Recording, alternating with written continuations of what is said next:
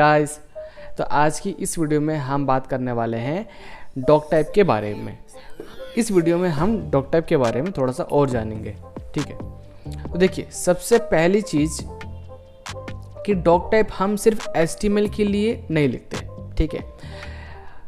HTML यहाँ पे क्या है? HTML यहाँ पर एक डॉक्यूमेंट है। HTML यहाँ पर क्या है? एक डॉक्यूमेंट है, ठीक है।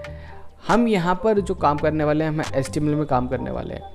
उसी तरीके से अगर हमारा डॉक्यूमेंट कुछ और है तो यहाँ पे हम जो डॉक टाइप है, डॉक टाइप में हम सिर्फ HTML नहीं लिखेंगे, हम उस डॉक्यूमेंट का हम नाम लिखेंगे। फॉर एग्जांपल जैसे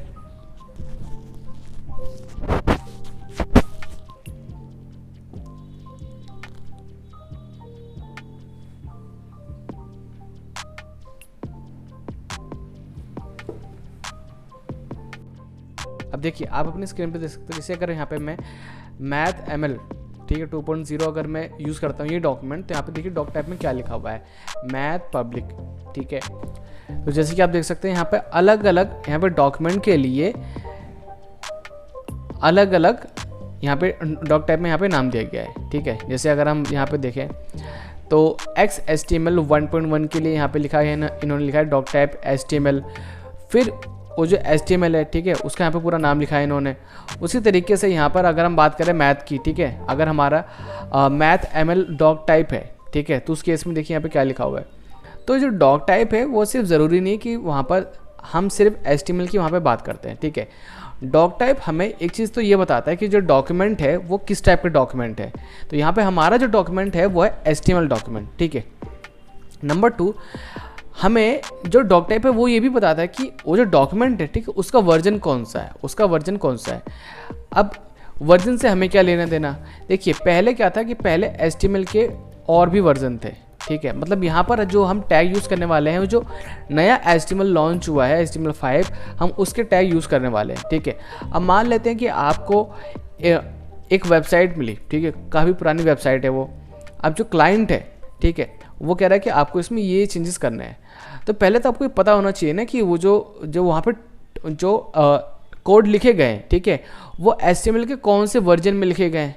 तो इसीलिए यहाँ पर हमें स्पेसिफाई करना पड़ता है कि यहाँ पर डॉक टाइप में जो डॉक्यूमेंट है हमारा, ठीक है, मतलब यहाँ पर जो HTML है वो उसका वर्जन कौन सा है, तो उसी के हिसाब से उसमें चेंज होगा। अगर वहाँ पे पुराना वर्जन है तो हमें उसके हिसाब से हमको चेंज करना पड़ेगा, ठीक है। तो एक तो इसलिए ज़रूरी है, और दूसरा जो हमारा ब्राउज़र है, ठीक है, उसको समझाने के लिए भी, क्योंकि जितना जल्दी उसको इन्फॉर्मेशन मिलेगी हमारी वेबसाइट के बारे में, वो उतना ही जल्दी उस वेबसाइट को वो लेकर आएगा। मतलब कि जैसे अगर मैं एक वेबसाइट के बारे में सर्च करता हूँ, ठीक है, तो वो जल्दी से जल्दी लोड हो, तो वो तभी हो पाएगी ना जब मैं हमारे जो ब्राउज़र है उसको मैं सही इन्फॉर्मेशन दूंगा, ठीक है। अब यहाँ पर ना हम HTML के कुछ जो पुराने वर्जन है हम वो देख लेते हैं। देखिए,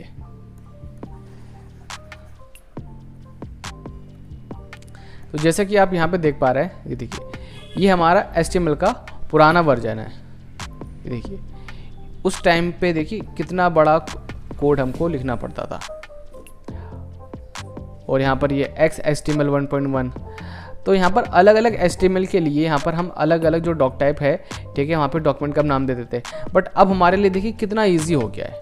देखिए, अब यहाँ पे इन्होंने ये बता रखा है कि किस HTML में कौन कौन से टैग काम करेंगे, ठीक है।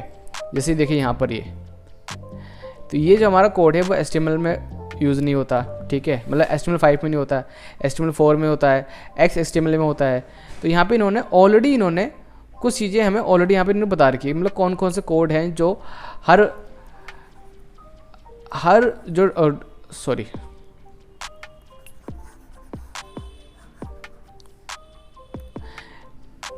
तो यहाँ पे इन्होंने ऑलरेडी हमको बता रखा है कि कौन कौन से कोड हैं जो कि हर HTML में यूज़ होंगे, ठीक है। जैसे यहाँ पर अगर हम एक हमारा होता है B टैग होता है, बोल्ड करने के लिए टैग होता है, ठीक है, तो ये हमारा HTML5 में भी चल जाएगा, HTML4 में भी, ठीक है, और जो हमारा HTML का जो पुराना वर्जन है उसमें भी चल जाएगा, ठीक है। बट देखिए यहाँ पे देखिए कुछ कोड ऐसे हैं जो कि हर उसमें नहीं चलेंगे। जैसे कि यहाँ पर असाइड, ठीक है, तो ये HTML5 में चलेगा, 4 में नहीं, ठीक है।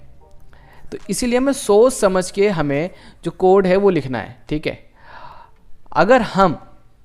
अगर हम HTML5 में कोड लिख रहे हैं बट हमने यहाँ पे स्पेसिफाई नहीं करा, बट यहाँ पे हमने यही नहीं बताया कि हम कोड किस HTML में लिख रहे हैं, तो उस केस में अगर कोई बाद में कोई पर्सन यहाँ पर आता है और उसको चेंज करना चाहता है तो उसके लिए यहाँ पर दिक्कतें आ सकती हैं। ठीक है, तो इसीलिए यहाँ पर डॉक टाइप में जो डॉक्यूमेंट है, ठीक है, उसको स्पेसिफाई करना हमारे लिए ज़रूरी है।